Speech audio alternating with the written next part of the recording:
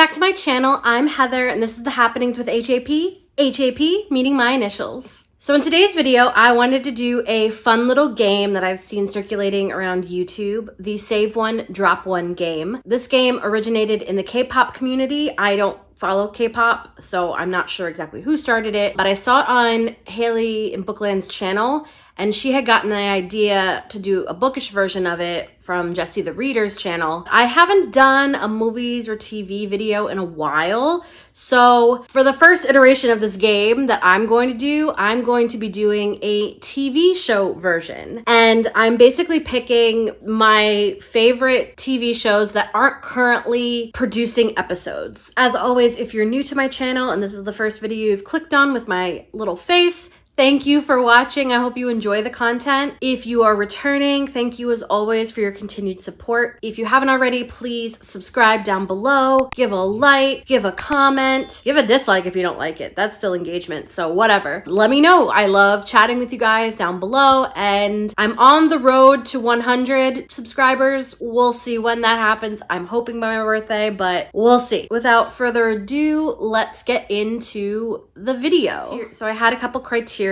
for how I picked these shows. They had to be shows that are not currently producing new episodes, and they had to be shows that I've watched either obviously the entire series or the majority of it. I basically had to form a huge opinion on the show for me to include it in this. I wrote down and put them in my favorite mug that I got from, I think this was from like TJ Maxx, and they're all written down on Post-its that I folded so that they don't get stuck together, but there's no rhyme or reason to this comparison. The rules of the game are that you have to pick one or drop one. So I'm basically choosing between my favorites, and that's gonna make this super hard. I think if I make a part 2 of this with currently running TV shows, I might save the ones that I picked so that I can compare with those. So we'll keep that in mind. If you want that video, please comment down below. Let's get to the first pairing, the first bracket, if you will. Like I said, these are in no order. I literally threw them in here. Can't see. So we have Game of Thrones, okay, and Broad City. Oh, okay. We all know what Game of Thrones is. Epic HBO drama that had a lot of drama the last season. Broad City is an amazing Comedy Central show. I adore this show. It's so funny. Oh, see, it's hard. These are shows that definitely would not normally be paired together.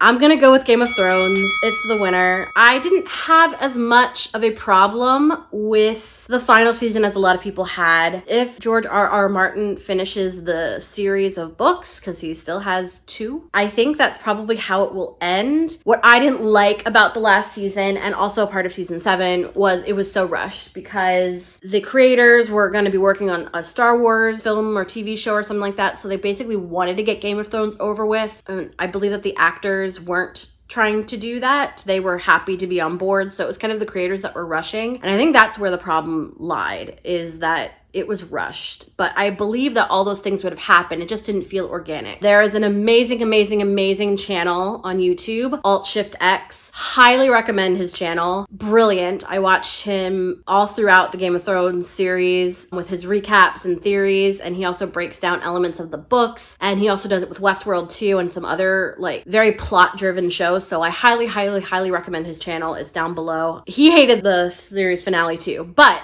regardless, still an awesome channel, and it's still one of my favorite shows, so yeah, don't care. All right, got 2 more.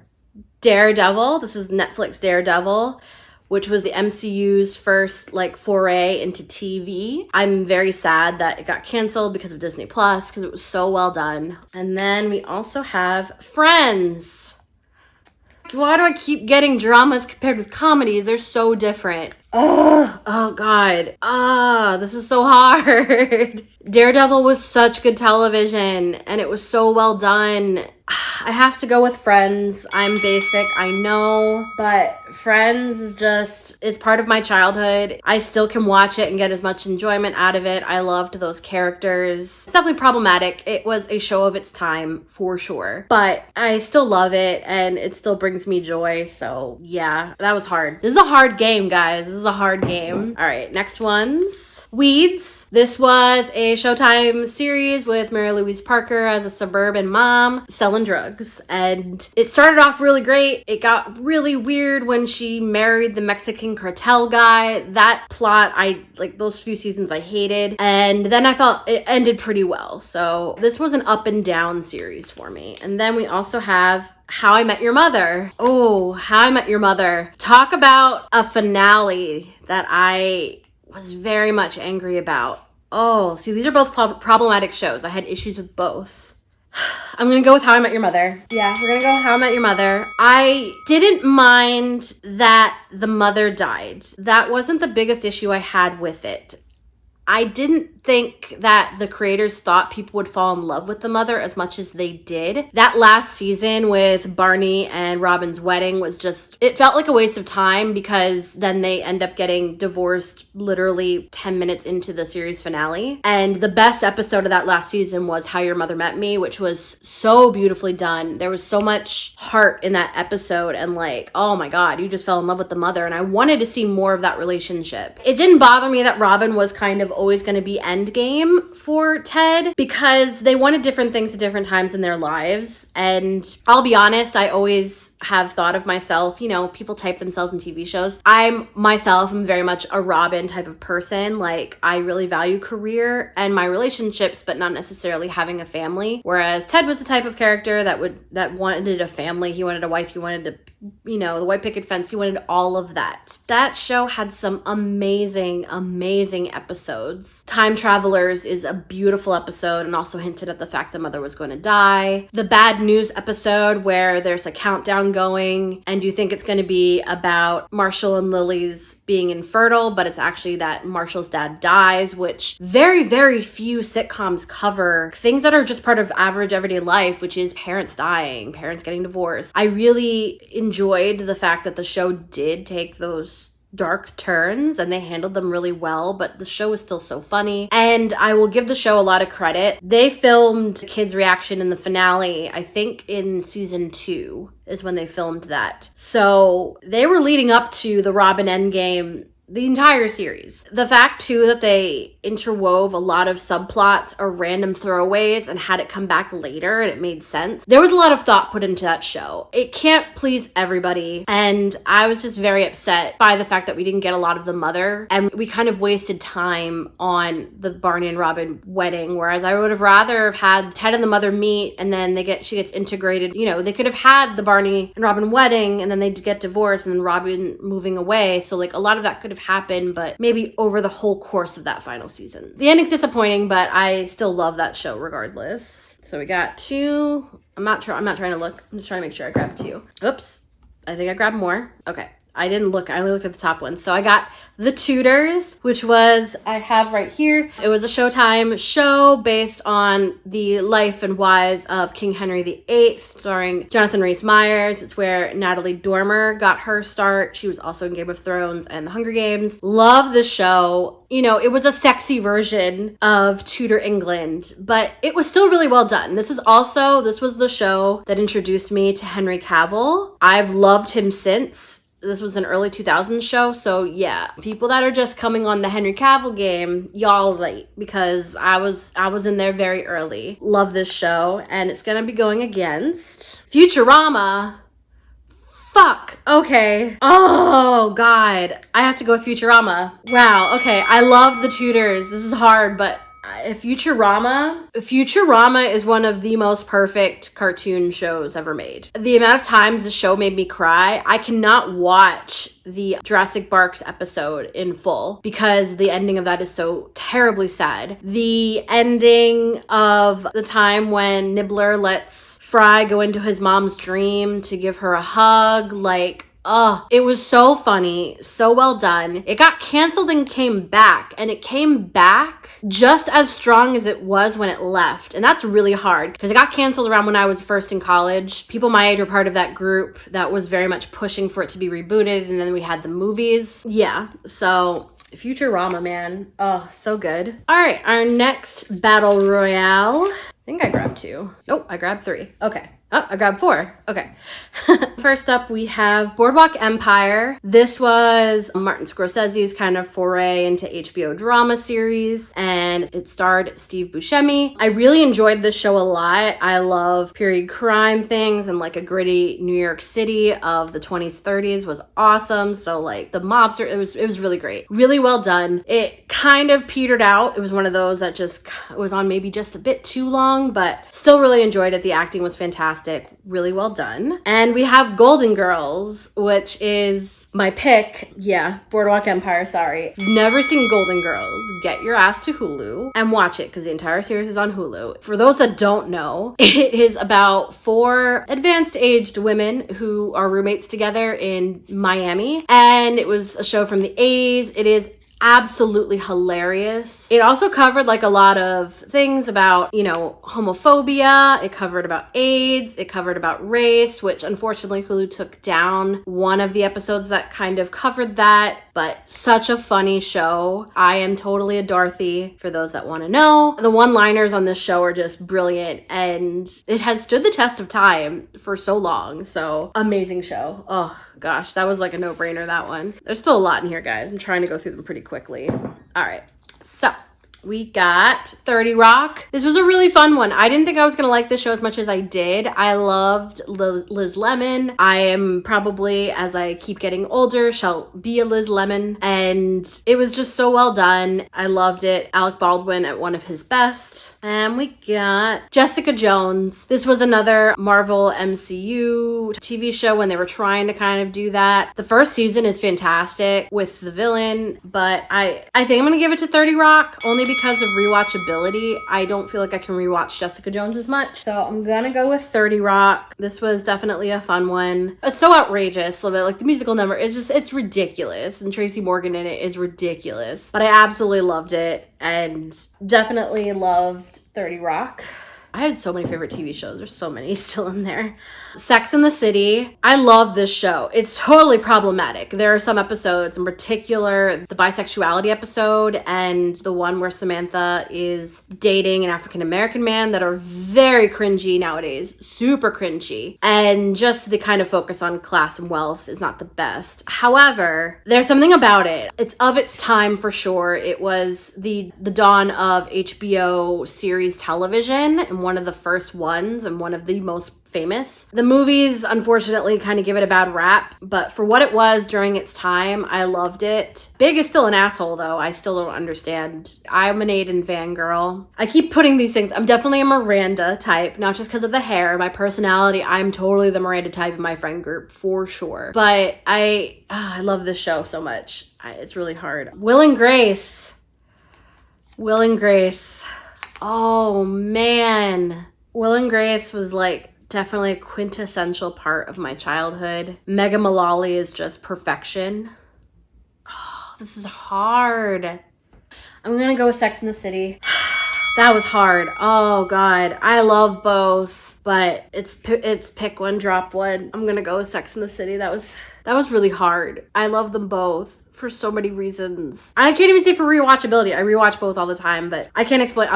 My gut with what was Sex and the City. That was terribly hard. Oh my gosh. Okay. Jeez. This is really hard, guys. You don't even understand. Okay. So we got Daria, which was like, I was Daria in high school, or at least I wanted to be. I kind of was a little bit. MTV at its best. Late 90s, early 2000s, MTV was at its best at that time. You can fight me on it, but this was before Jersey Shore and that garbage. This was prime television. Daria was a character that originated in Beavis and Butthead and then had her own show, and it's iconic. So many memories with this. And we have Battlestar Galactica. Damn it. This is hard. I'm gonna go with Battlestar Galactica. I love you, Daria, but Battlestar Galactica is one of my favorite series of television. This is the reboot, technically. It is not the original 1970s, I think it is, version. My friend Diana got me into this show, and I thank her so much for it. She had all the DVDs, and she let me borrow them and binge it. This was like years ago. This was probably like 10 years ago. Absolutely adored this show. I loved the ending. I know a lot of people had issues with the ending, but I love that it just was kind of a loop, and it is such a good show. This one is due for a rewatch. I haven't watched the whole series in years and years and years, so I definitely need to rewatch this for sure. Okay.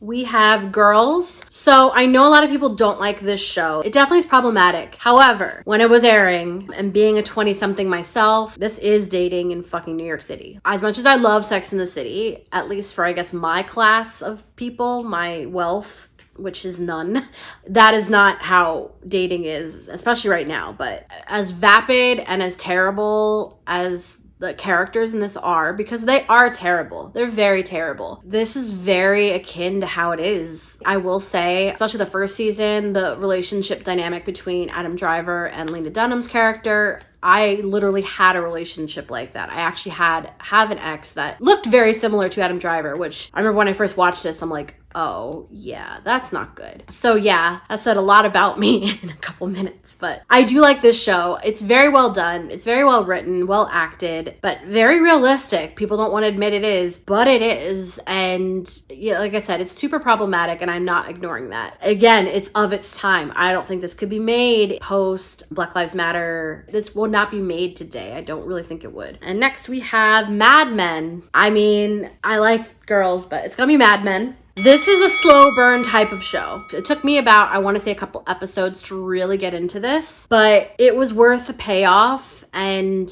Jon Hamm, who is a beautiful human being, who's also really adept at comedy. Another reason to watch 30 Rock is Jon Hamm's cameo appearance in it is iconic. And also watch Jon Hamm's Saturday Night Live episodes. He is so funny. He's one of those kind of like Chris Hemsworth, that's such a beautiful man. He gets typecast, but he's actually amazing at comedy. All that aside, the writing on this show, the costumes, the costumes. You have Elizabeth Moss just killing it like she does in everything. This show is amazing, but it is one you need to just let it happen, let it go over you. There's so much to love about this show. It's perfection, but definitely not for everybody. I will preface that. If you don't like to basically live with these characters and explore this type of a world, you wouldn't like it, but so good. I think we're starting to sort of get lower. First, we have Coupling. So this is essentially a precursor to Friends. This is a British sitcom that starred Jack Davenport, and it is absolutely hilarious. It's very much akin to Friends, How I Met Your Mother, of just these 20, 30-somethings dating where they live. It's on Amazon Prime. Highly recommend to watch if you haven't seen it. So funny. I adore this show. Started rewatching it maybe like late last year, and I definitely want to finish it because it's so good, so funny. And next we have Lost. Lost was very much tied to my first year of college. My friends and we would actually watch the show when it aired I think this was this Sunday night? Wednesday night? I can't remember what night it was. Might have been a Sunday night. I don't know. The pilot is probably one of the best pilots I've ever seen in television. And it's so good. Did it go on a little long? Yes. Did they not answer plot points that they introduced in the beginning? Yes. Did they probably not know how it was going to end? Yes. However, I enjoyed the ride. It was a ride. There were some seasons I didn't love. Season, I think 3 or 4 were a little tough to get through. Matthew Fox's Jack was my obsession in college because he was basically everything I wanted a man to be. I know, I'm holding both. As much as I love Coupling and I recommend you watch it, I'm gonna go with Lost just because of the nostalgia factor, a big one. And also, I bawled my eyes out at the finale, the series finale. I remember watching it back in my old apartment when it aired because I remember I hadn't watched the show for a couple years, and then I basically rewatched everything so I could catch up and watch the last season. And it got me. I adored it. Say what you will, I love it. Don't care. Okay, I think I got 2. All right, first we have Party Down. This was a really fun one. It was only 2 seasons. It starred Jane Lynch, Adam Scott, Lizzie Kaplan, and it's basically just about these like cater waiters and their trials and tribulations. Total fluffy fun, but it doesn't get talked about. Like, it wasn't brilliant television, but it was really a fun one, and I definitely loved it. And it's going against Nip Tuck. So Nip Tuck was one of the earliest Ryan Murphy shows, and it was about these plastic surgeons in Miami, I believe it was. Julian McMahon of Charmed fame, who was my obsession in high school as well. I had a lot of male obsessions. I will say this did end up falling apart later on. I think I'm still gonna go with Nip Tuck on this one, as I loved Party Down, but it didn't have a lot to go with. Like, if it probably would have ran longer, I probably would have picked this. But Nip Tuck, like, I want to say those first 2 seasons were brilliant. Then it kind of went like crazy. It kind of went the way Weeds did. I know Ryan Murphy stopped basically being head of creative control for it. I like a lot of Ryan Murphy shows. However, he has series ADD because he will get so on board with a new show and it's amazing, and then he loses interest and finds something new. That's unfortunate. Like, I wish this probably would have ended sooner because the ending was pretty terrible and it just got ridiculous. There's a lot going on. It's very dramatic in Ryan Murphy fashion, that's for sure. But it was still really great, and those first few seasons were just like perfection. I rewatched it, I want to say probably like 8 years ago, so maybe it's kind of due for a rewatch, but I did love it when it aired. Okay, we have Spaced. Oh, I pity what's the next one. I pity what's in my hand because I don't know. Spaced was the creation of Edgar Wright, Simon Pegg, Nick Frost. This was pre-Shaun of the Dead, pre-Hot Fuzz, and it is absolutely hilarious. Brilliant. It's basically about Simon Pegg and Jessica Hines move into this flat together and hilarity ensues. Like I said, I'm very concerned what's in my left hand because of how great this show is, because I don't know if I could not pick this show. So Extras. Oh, that's tough, but not that tough. So Extras is one of my favorite shows. It's behind me. Extras was a Ricky Gervais, one of his first shows, I think, that got him very much recognized in Hollywood, because it was basically about him being an extra and wanting to get to be, you know, a movie star. But what makes the show is that every single episode there is a super famous A-list actor playing sometimes themselves, sometimes not, but usually themselves, and absolutely hilarious. The Daniel Radcliffe episode is amazing. The Ian McKellen episode, where he kind of goes in to talk about how one should be an actor. Patrick Stewart was in this. I believe David Bowie was in one. Kate Winslet. There was so many. Such a great show. Love this show. However, I don't love Ricky Gervais's characters because he always makes his characters terrible. We're going to go with Spaced because it is the superior show and it's just brilliant and I love it so much. And I don't know where it's playing. I don't know if it's on any streaming services right now. It used to be on Netflix years ago. Maybe it's on Amazon Prime. I'm not sure. I'm gonna check and I'll add something here to say if this is playing anywhere, because I highly recommend you watch Spaced. It's so good.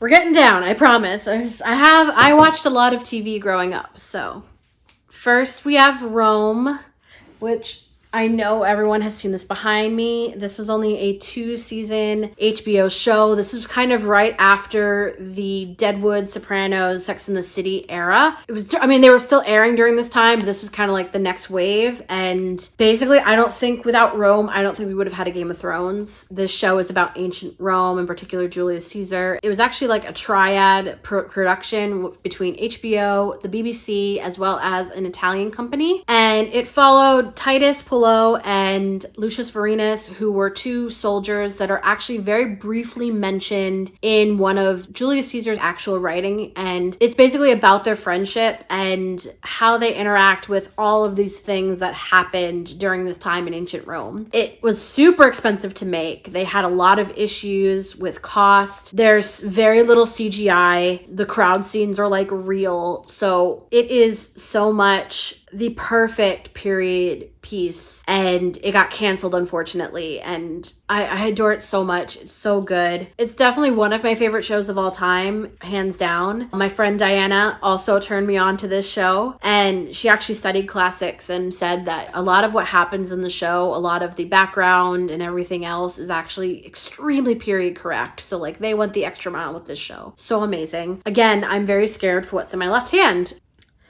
Parks and Recs. Parks and Recs was Amy Poehler, Nick Offerman, Adam Scott. Chris Pratt was brought to the world through this show. Absolutely hilarious show. I absolutely adore it. I watch it all the time, but we're gonna have to go with Rome. As much as I love this show, I'm sorry, Parks and Recs, but Rome has it. It's one of my favorite shows of all time. I figured probably whatever was next to me was not be getting it because I love this show so much. Okay.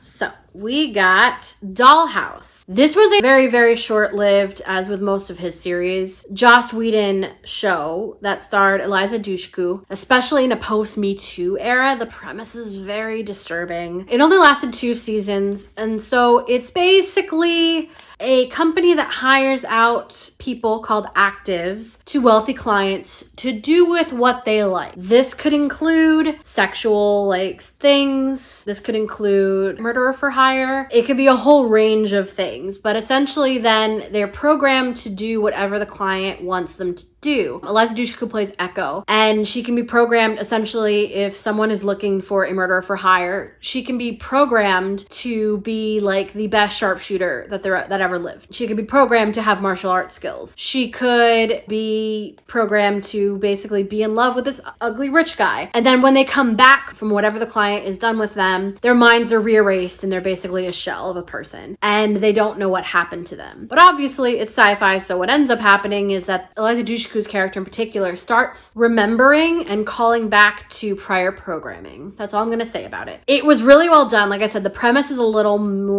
in a post-Me Too era. But as with most Joss Whedon entries, it definitely did focus on trying to empower women through this. I know that sounds really weird based on the premise, but it really was. Unfortunately, like most things, it was canceled. It was on Fox, and Joss Whedon and Fox do not have a very good partnership. So let's see what's in my next hand. Orange is the New Black. So Orange is the New Black was basically Netflix's foray into television because they were just before a DVD rental company. Most people don't know that they used to primarily be shipping DVDs to you before they had their own actual streaming platform and other things. Orange is the New Black was their first foray into this, and what I loved about it was the fact that there was so much representation on this show. It was filmed in New York, so that was a bonus, but you had all types of women of color, sexualities, sizes, and it also really made a comment on the prison industrial complex, especially in regards to women, in regards to trans women. Laverne Cox, who is an alumni from my college, she's amazing. I loved the storytelling aspect. They kind of did a Lost type of storytelling aspect to this, where they would have a character and you'd see flashbacks into their life of how they got to where they are in prison. Such a great show. I'm definitely gonna have to pick Orange is the New Black. I love Dollhouse, but it just didn't have enough seasons to really compete with Orange is the New Black. I still need to watch the last season, I'm not gonna lie, but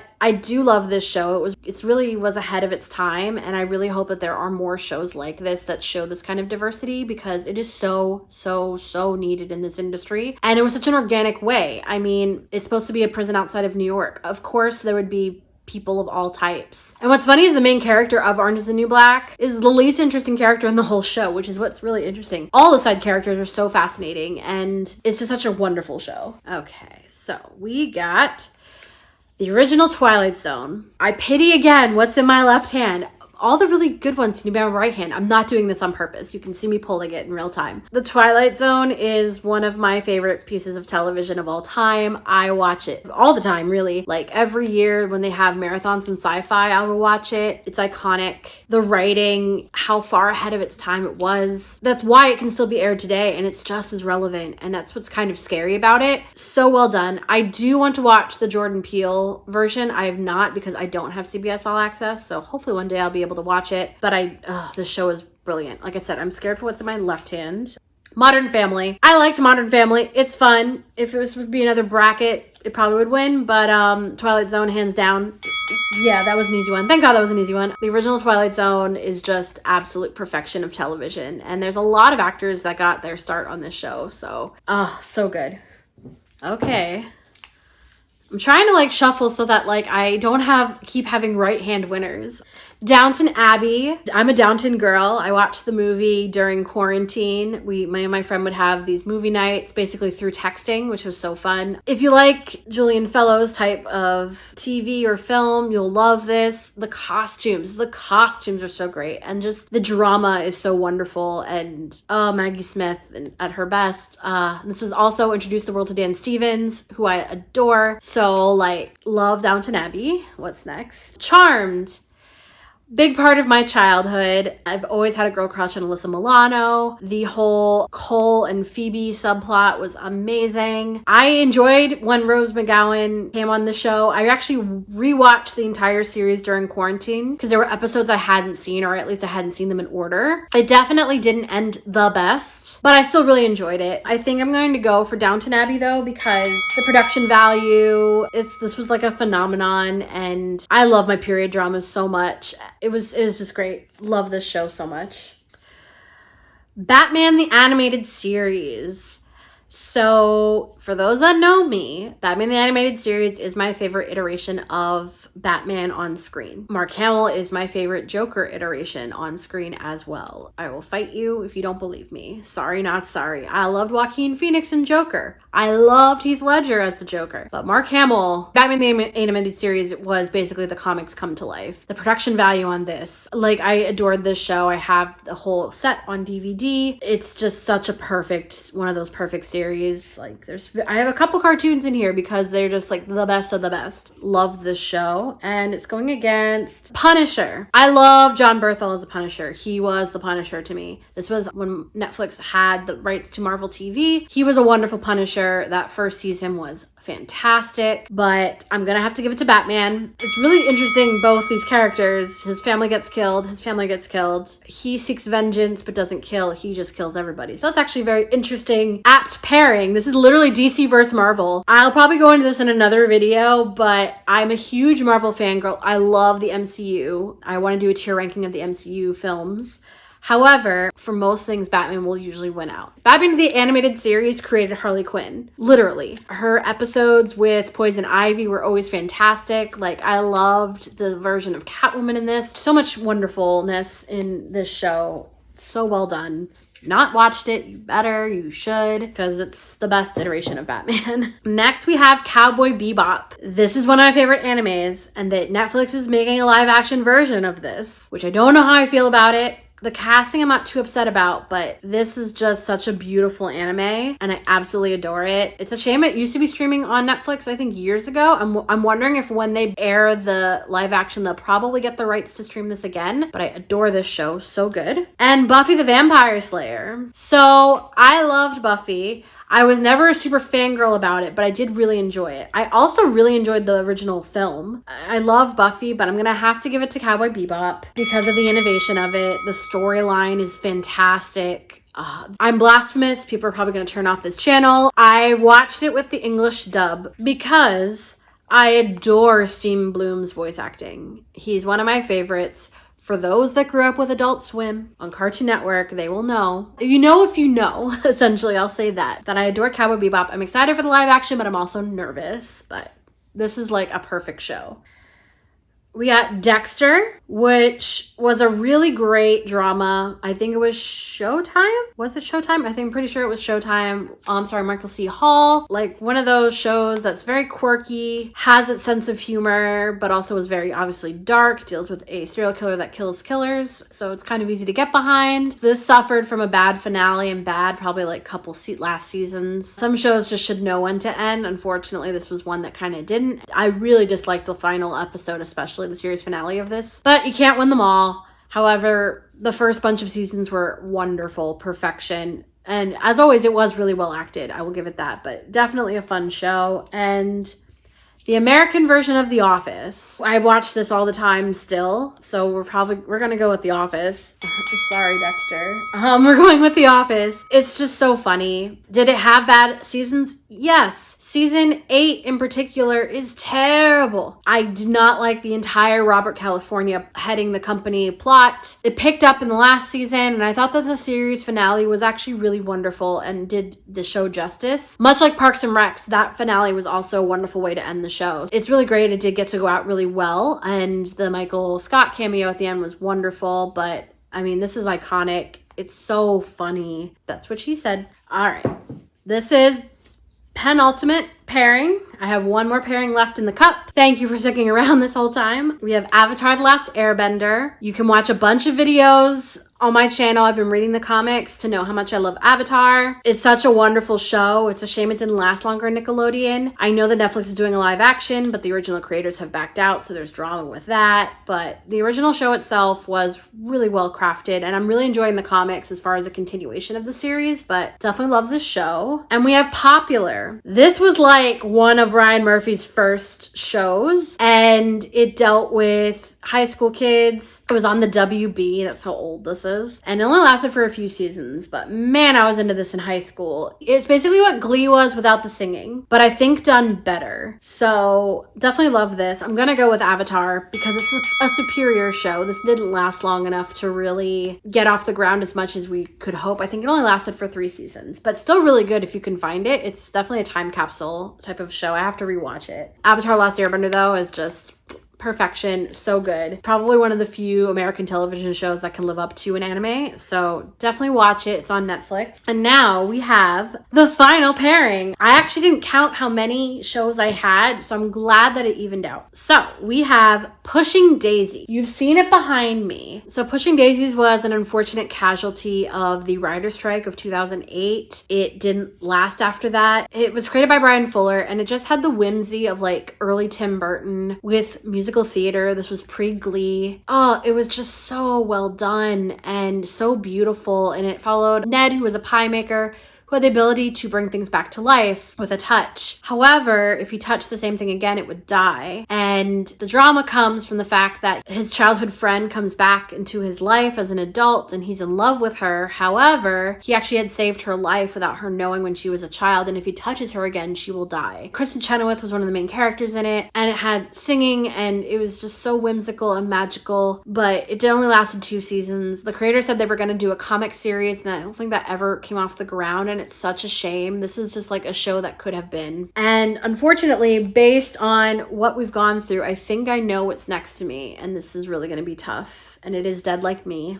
Dead Like Me was, I believe, Showtime. It's about this girl named Georgie who is killed by a toilet seat that falls from the International Space Station, and she ends up becoming a Reaper. So it's about the afterlife, and being a Reaper is essentially like a job that just people have in the afterlife. Some people are pulled to it, some aren't. What's funny is how mundane it can be. She also then is essentially a walking person. However, her identity gets erased into someone else so that she can still be around the living and basically reap when she has to. So even in the afterlife, she still has to work like an office job. And this introduced me to Callum Blue, who is British and beautiful. It also had Mandy Patinkin in it.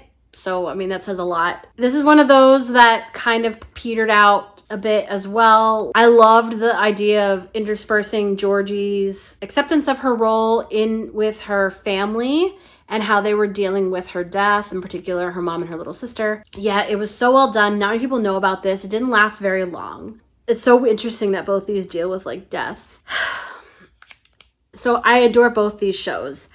I will pick Pushing Daisies because if picking it would make it come back, it would be the world to me. I at least got to see how this show ended. Even if it did, I think it did get a rushed ending. But Pushing Daisies had so much potential, and what little they were able to do with it made such a huge impact on me that I just adore this show so much. So Pushing Daisies is the final win.